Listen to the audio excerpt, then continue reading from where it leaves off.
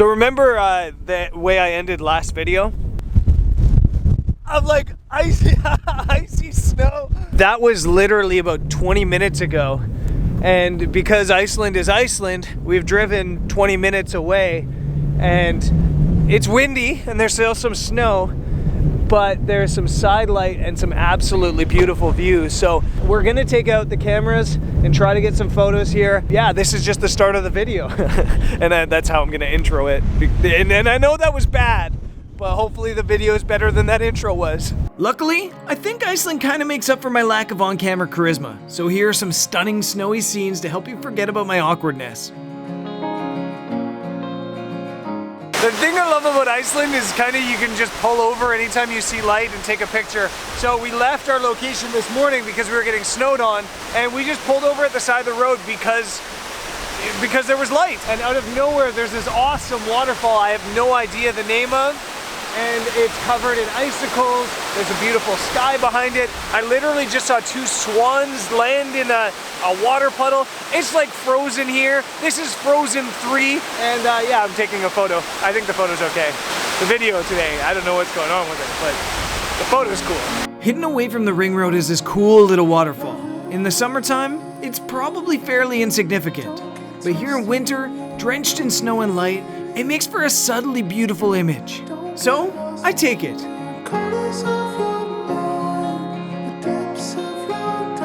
And we slide on down the slick, icy Icelandic roads northbound.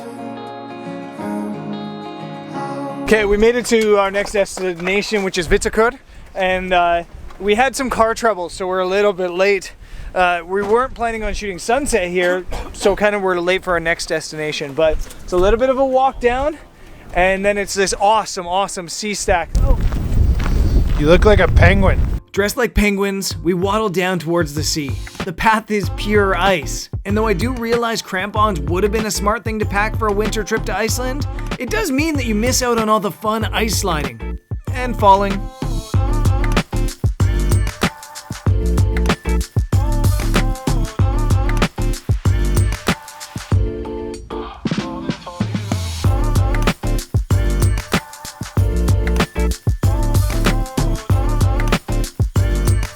Okay, don't be fooled by the slick footage of Greg and I sliding. I fell twice on the way down to this location. We're at this location, and whenever there's a view platform like that, the first thought is, let's go set up there and take that picture. But I gotta give Greg 100% credit here, or at least co-credit with one of the participants, Brian, that as soon as they got here, they went there, set up, and then went looking around and found this awesome stream that leads right down into the sea stack. And it doesn't balance perfectly, but it's close enough that it works, and it's close enough that it's something a little bit different, especially with the snow. And I think it's gonna work. I set up my shot with 3 filters. A 3-stop hard grad to hold in some of the sky, a 10-stop ND to smooth out the sea, and a polarizer to cut the reflection on the stream. The result? Yeah, I think it works.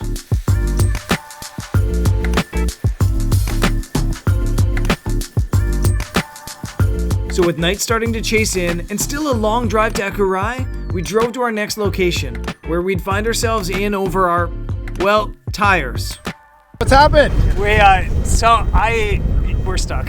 I tried to get through this part. I think Ivan must have pushed it down, and we're stuck. Watch the wheels. Woo! All right, team push. No amount of pushing is gonna solve this. We're high centered on a half a foot of ice packed snow. I need something to dig with.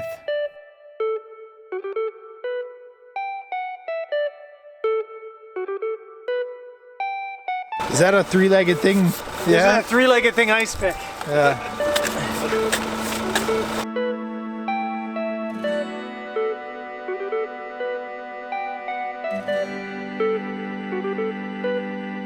So the getting stuck saga has been going on for about an hour and a half now, and we've gotten the vehicle out of where it was stuck. The issue now is that the area where it got stuck is really soft, and that's really the only road. And as you can see, it's getting dark. We're not sure if it's strong enough on this side to drive up this way. So the idea is that the crew is going to get all behind Brendan's vehicle, who's a bus driver by the way, with a nice like constant amount of speed, and hopefully we'll get through this soft area where he originally got stuck. Go,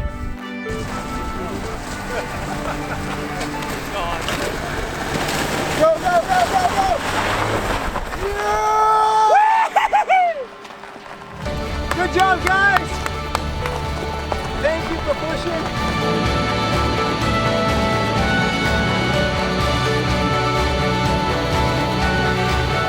Okay, we're at it again this morning after we got unstuck last night. We were unstucking us for like an hour using the tripod as an ice pick. And yes, the new three-legged thing, tripods have 3 legs that detach. And it's common belief that the reason they did that is so that you could make a tabletop tripod. But the reality is, it's actually just so you can have 3 ice picks when you get stuck in Iceland. And this morning, we're at Godafoss, which has icicles all over it and looks absolutely phenomenal. In summer, I photographed Godafoss from the bottom, but in winter the path down is inaccessible. So struggling to find an anchor to my image, I settle on an old trick, the long exposure selfie.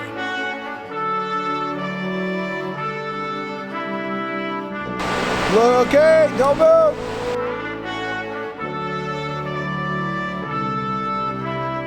I got myself a little bit of a selfie on the rock out that way that I think kind of works. It's so white with all this snow that it's creating issues.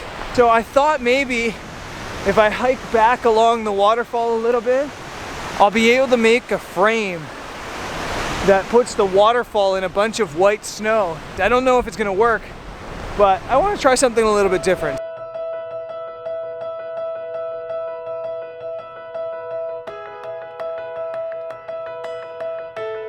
Godafoss is spectacular. This location in winter is special. In fact, all of Iceland becomes simultaneously easier and harder to photograph in winter. Everything's so beautiful in the snow and ice, but the exposure issues are real. You really have to expose for the subject and try not to worry about the snow being blown out. And yes, there are some rules you have to follow. So in Iceland you have rules, and rules are good, but as a photographer sometimes they make it more challenging. So most of these places like this, they're protected or they're owned by a farmer or something like that, and they put up barriers like this. In the summertime, the barriers are meant to protect the nature on the cliffs, which is usually really fragile, and in the winter, they're meant to protect you from falling in. In the winter, when it's frozen like this, you can't really do damage to the landscape underneath. But I still try my best to stay under the barrier, but I definitely push my boundaries. I'm like hooked in here like this, the camera's way over like that, and I'm just leaning in trying to get the best composition. Sometimes you gotta like, not break the rules, you just gotta like bend the rope. The cool thing about Iceland is that in every direction there's a photo opportunity. After I was done with Godafoss, I spun a 180, and almost exactly behind me there was a stunning scene of steel blue water, and snow. And then after getting the shot, we pushed on into the fjords of the north.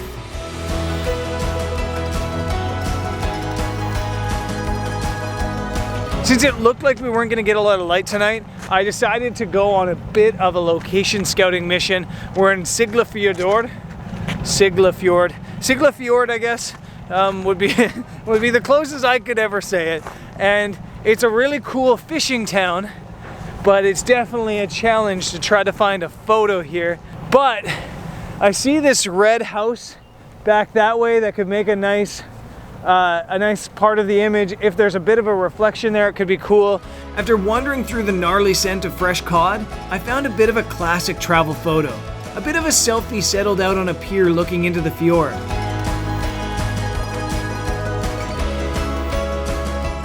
So I ended up going with a bit of a selfie at that last location. I'm always kind of trying to look for human elements in the photo, not necessarily myself, but piers, bridges, or things like that, just because, Greg's throwing snowballs, just because it gives something relatable beyond that shot, which I think worked, it's okay. And now I'm sitting in the snow like an idiot because I'm trying to photograph not Greg throwing snowballs at me, but but a building right in front of us that has like a snowdrift mounted way up to the windows. Just trying to get some of the details. In a place like Iceland, it's so easy to just get focused on these epic things that you see every day and forget the details. And in travel photography, you need the details, the food, the people, everything just as much as that epic stuff. As Greg continues to assault me with snowballs, let me dive into the details, not only of the photos, but from a business standpoint. My agency sent out an email a couple of years back basically telling their photographers to stop sending Iceland images. The world has enough epic Iceland photos to sift through for a lifetime.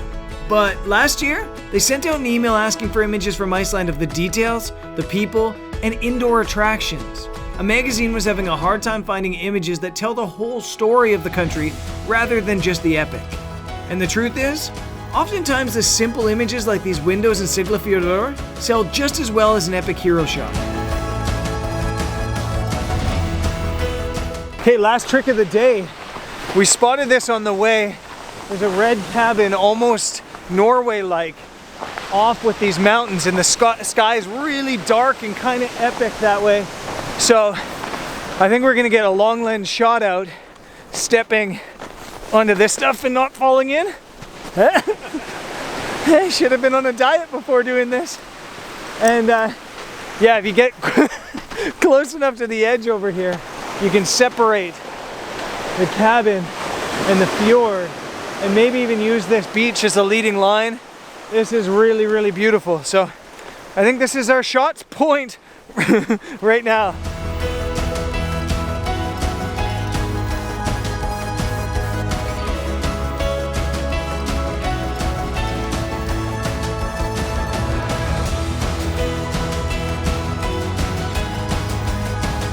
It's a really cool spot. I'm using the 70 to 200 to telecompress a little bit, and I have this black beach, this black rock beach, leading and turning straight into the cabin. I put the cabin like in the top third line in the middle of the frame. The background's incredible, and then the only filter I'm using is a 6-stop ND because I wanted to get about 20-30 second exposures, because with the crashing waves you get another line in the white water hitting the edge that kind of leads out to the cabin. So this is like the perfect spot that we just stumbled across. Location scouting, could not be happier with this spot at all. So perfect.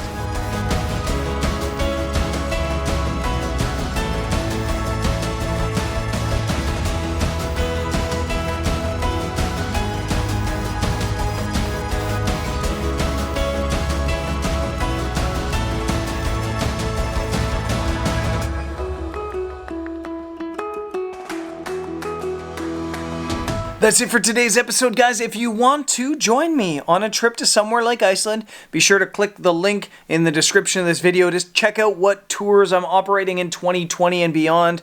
And if you're looking for some more Iceland content, click up here or subscribe on my head over there. Peace!